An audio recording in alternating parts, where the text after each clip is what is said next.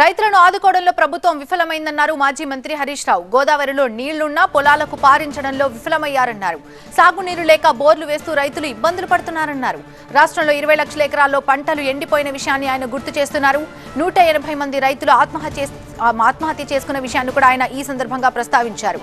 100 రోజులు దాటిన ఎన్నికల్లో ఇచ్చినటువంటి హామీలు ఇంకా నెరవేర్చలేదన్నారు హరీష్ రావు. ఇంతవరకు రైతు రుణమాఫీలు కూడా ఎక్కడా అమలవ్వలేదని చెప్పారు. 15,000 రూపాయల రైతు బంధు ఇవ్వలేదన్న విషయాన్ని కూడా ఆయన ఈ సందర్భంగా ప్రస్తావించారు. జనగామ జిల్లా పాలకుర్తిలో పంట పొలాలను పరిశీలించారు మాజీ మంత్రి హరీష్ రావు. రైతుల కష్టాలని ఆయన అడిగి తెలుసుకున్నారు. ఇవాళ వాళ్ళు 6 గ్యారెంటీల్లో రైతుల కోసం చెప్పిన ఏ ఒక్క హామీ కూడా కాంగ్రెస్ పార్టీ అమలు చేయలేదు. ఆనాడేమో ఎలక్షన్ ప్రచారంలో అరచేతిలో వైకుంఠం చూపించిన కాంగ్రెస్ అధికారంలోకి వచ్చిన తర్వాత రైతులకు మాత్రం మొండి చేయి చూపించింది. డిసెంబర్ 9వ తారీఖునే 2 లక్షల రూపాయల రుణమాఫీ చేస్తామన్నారు. ఇవాళకి 100 రోజులు దాటింది.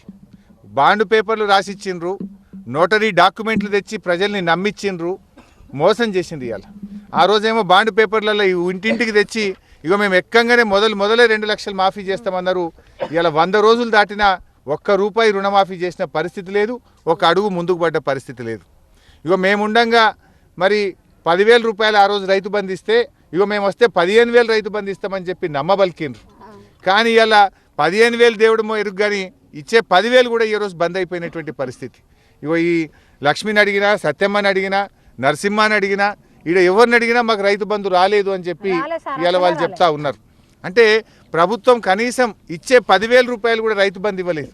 ఒకవైపు రైతు బంధు రాలేదు, ఇంకొక వైపు నీళ్ళు వస్తలేవు, కొత్తగా బోర్లు వేసి ఇలా రైతులందరూ అప్పుల పాలైనటువంటి పరిస్థితి ఉంది. అంటే ఇలా కాంగ్రెస్ పార్టీ 2 లక్షల రుణమాఫీ చేస్తామని మోసం చేసింది, 15,000 రైతు బంధు ఇస్తామని మోసం చేసిండ్రు, వడ్లకు 500 రూపాయల బోనస్ ఇస్తామని మోసం చేసిండ్రు, వ్యవసాయ కూలీలకు 12,000 ఇస్తామని మోసం చేసిండ్రు, 15,000 రైతు బంధు అని మోసం చేసిండ్రు. కౌలు రైతులకు కూడా మేము రైతు బంధు ఇస్తామన్నారు, వాళ్ళను కూడా మోసం చేసిండ్రు. అంటే కాంగ్రెస్ పార్టీ 100 రోజుల్లో అమలు చేస్తామన్న 6 గ్యారెంటీల్లో పెట్టిన ఏ ఒక్క హామీ కూడా రైతుల విషయంలో అమలు చేయకుండా ఈ హస్తం పార్టీ రైతులకు మొండి చేయి చూపించింది అనేది మాత్రం ఇవాళ స్పష్టమవుతా ఉంది. రాష్ట్రంలో 180 మంది రైతులు ఆత్మహత్య చేసుకున్న ఒక్క కుటుంబాన్ని కూడా మంత్రులు ఇప్పటివరకు పరామర్శించలేదని హరీష్ రావు మండిపడ్డారు. కాంగ్రెస్ నేతలు బీఆర్ఎస్ నేతలని లాక్కోవడంలో మాత్రం ఉత్సాహం చూపిస్తున్నారని విమర్శించారు. కాంగ్రెస్ పార్టీ గేట్లెత్తడం కాదు, ప్రాజెక్టుల గేట్లెత్తాలని గతంలోనే తాను చెప్పిన విషయాన్ని గుర్తు చేశారు హరీష్ రావు.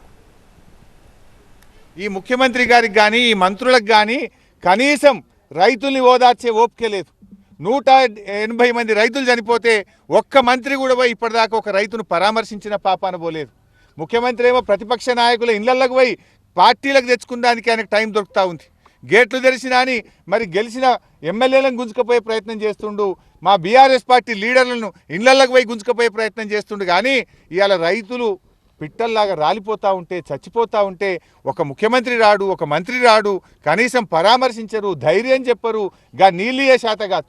నేను మొన్న ఎప్పుడో చెప్పినా, మేము గేట్లు తెరిస్తే అందరు మా పార్టీలో చేరుతారు. నువ్వు తెరవాల్సింది గేట్లు రాజకీయ పార్టీల కోసం కాదు, గేట్లు తెరువు, రైతుల పొలాలు కాపాడు, రైతులకు నీళ్ళు ముఖ్యమంత్రి అంటే ఆయనకు సీమ గుట్టినట్టు కూడా లేదు.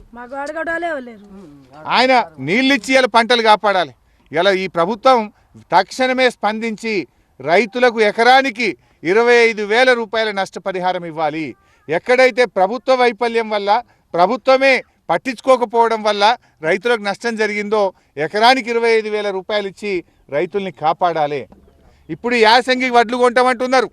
దయచేసి వెంటనే ప్రతి క్వింటాల్కు మీరు ఇచ్చిన మాట ప్రకారంగా 500 బోనస్ ఇవ్వాల్సిందే. 500 బోనస్ ఇవ్వకుండా రేపు పార్లమెంట్ ఎన్నికల్లో కాంగ్రెస్ పార్టీకి ఓటు అడిగే హక్కే లేదు.